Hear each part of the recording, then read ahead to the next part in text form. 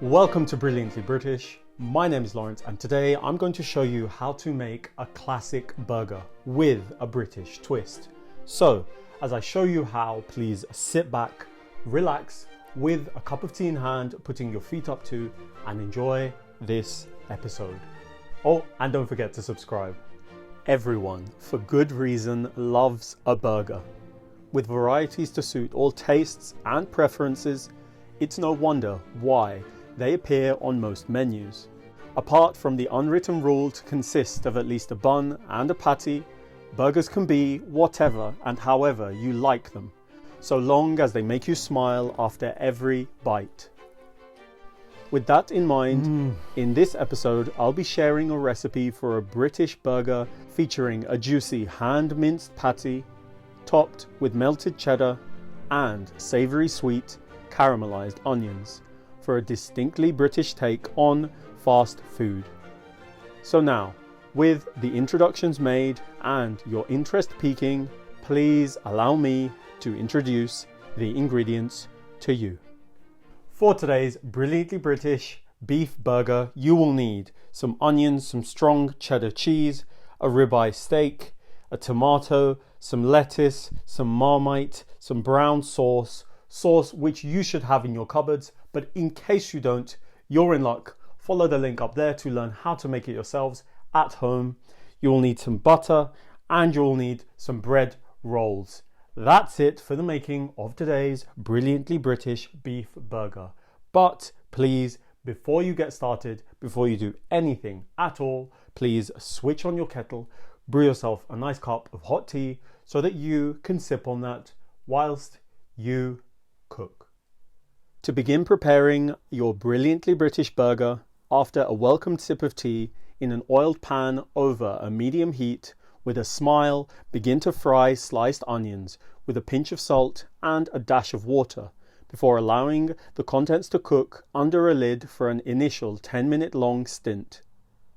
10 minutes later, with little liquid remaining in the pan, reduce the heat to a low level before allowing the onions to cook further, turning your attention to the hand mincing of your steak, requiring you to liberally grease a wooden chopping board before proceeding by first slicing your steak into strips, then dicing, whilst remembering to attend to your onions now and again. To properly mince your beef, rock your knife back and forth through the meat, one small portion at a time, until the meat can be easily brought together and shaped on the tip of your knife, as you can see. Then simply repeat the aforementioned steps until all of the steak has been evenly minced. Once minced, season with a pinch of salt, at which point your onions should have sufficiently caramelized and cooked. And so, after having coarsely ground black peppercorns, add it to your mince, combining the ingredients thoroughly to guarantee that the mince is well seasoned throughout. With the mince well seasoned, turn your caramelized onions out into a bowl with an oh so important dash of Marmite added thereto, before setting the condiment to one side, ready for later on. To prevent the mince from sticking, lightly grease your hands and then, having taken one half at a time, roll the mince to form equal sized balls, thereafter preparing a ripping hot oiled pan. In your pan, you'll want to fry your patties by compressing your balls of mince to develop a flavoursome crust as you leave them to cook under a lid for 4 to 5 minutes over a medium-high heat.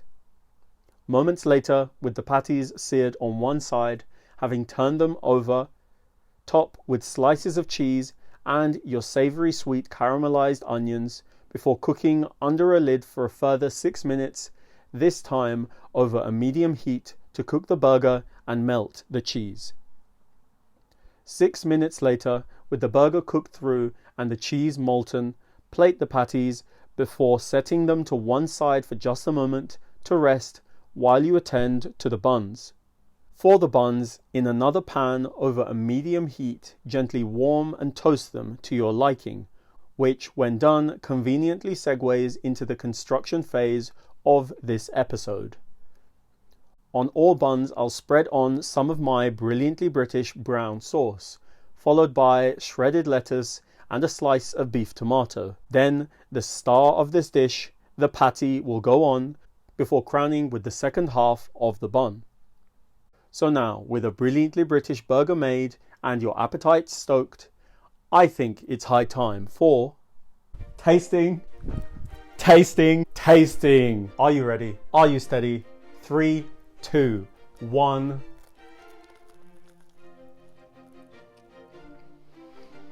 Mmm. Oh, wow. Mmm. I just have to close my eyes and keep them closed for now to really savor this moment. To think that this was made just with a knife and just a little bit more effort, it really boggles my mind and will for sure boggle yours. The burger just melts in the mouth.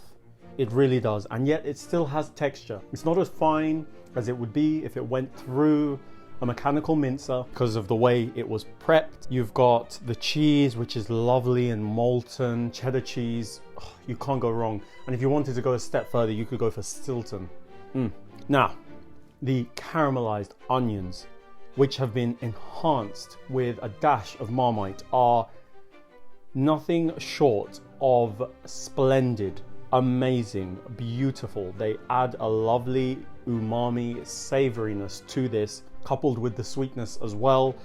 And then you've got the freshness coming from the tomato and the lettuce, and let's not forget that fruity, lovely, brilliantly British brown sauce.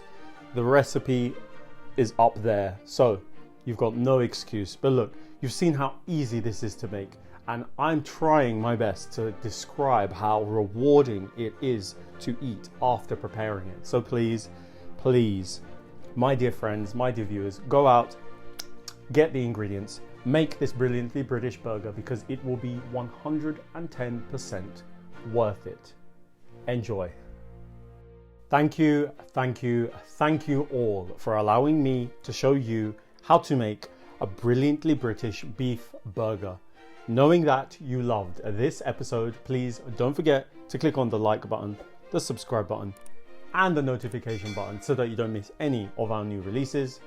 Tell everyone you know, and I mean everyone that you know, about the brilliantly British food on this channel, and follow us on all of the social media platforms that this channel is on, and I will see you next time. Cool.